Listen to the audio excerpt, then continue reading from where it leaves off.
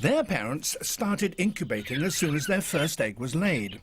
That, therefore, was the first to hatch, and its chick the first to be fed. So, to begin with, there's a difference in size between the chicks. But Rosella parents are scrupulously fair, and they make quite sure that even the youngest gets its proper share of food.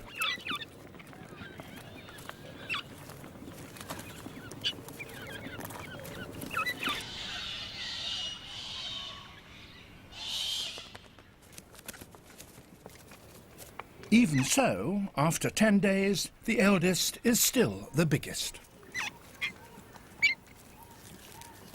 But remarkably, it sometimes shares its food with the youngest and the smallest.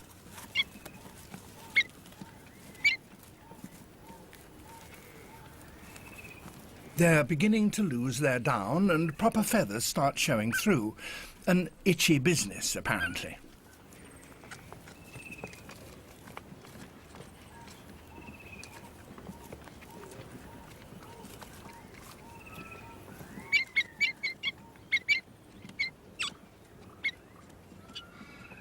Three weeks later, in spite of 5 days' difference in age between the oldest and the youngest, they're all the same size.